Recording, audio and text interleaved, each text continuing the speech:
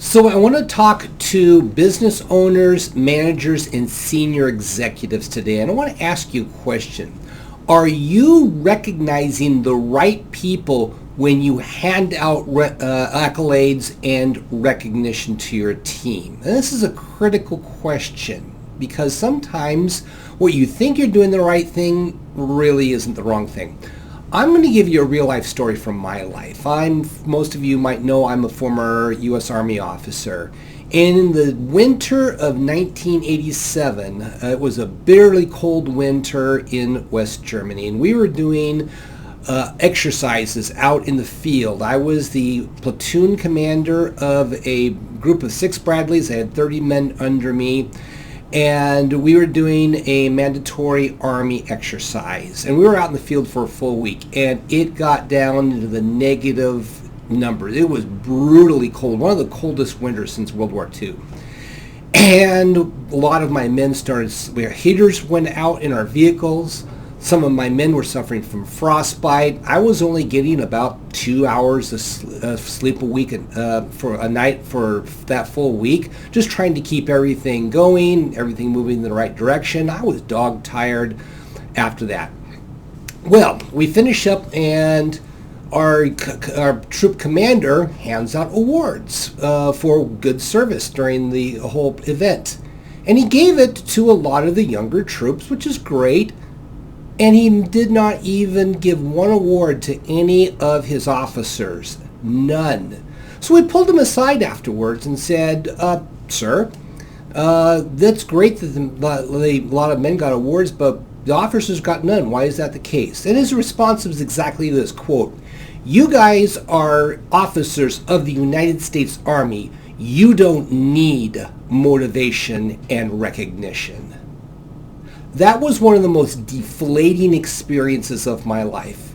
35 plus years later, it still sticks inside of me. And I want to go ahead and then I'll switch this to recognition. What works in recognition? How should you be doing recognition in your business? So let's do the first step. I'm going to go over 5 steps for you so you understand what good recognition looks like. So step number 1 is make sure you hand out recognition on a regular basis. You have to put this into a schedule. You have to systematize this process so that it actually happens.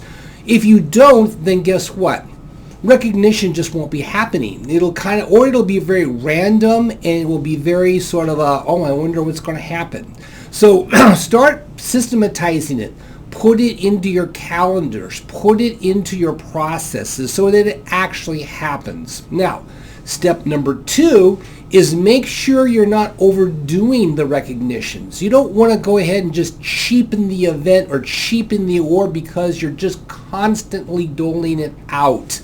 There has to be something important that if it's scheduled, it's not just an everyday. It's great to do verbal recognitions. Don't get me wrong, every single day you should be giving attaboys and attagirls to your team members, but the actual awards and recognitions need to be spaced out.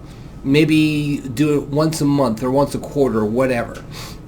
Number 3, know what the basis is for the recognition. So if you're going to recognize an employee, why are you recognizing them? What have they done to contribute to the success of your team? Can you measure that?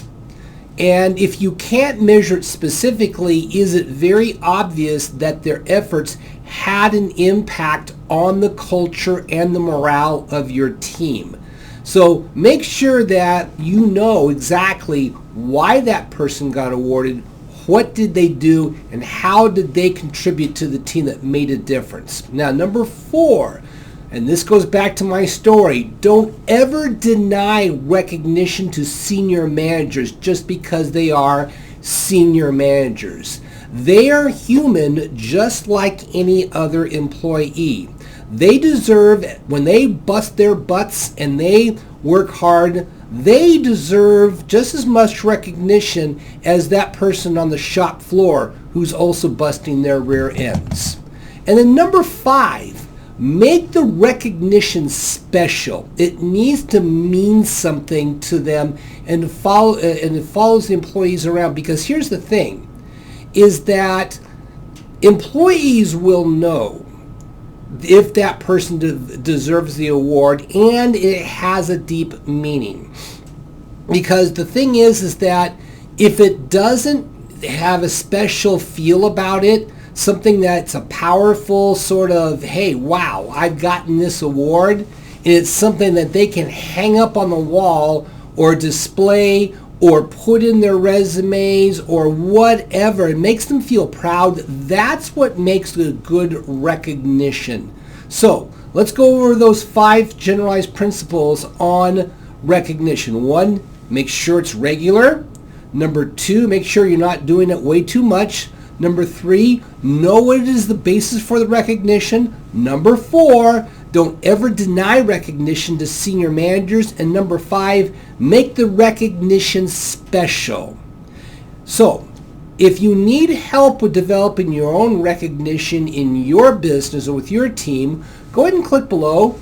We'd love to chat, do a 15-minute chat on that. I'm also offering a 12-week management class, so you can take these things that I'm putting out here for you and actually put it into practice into your business. Just click below.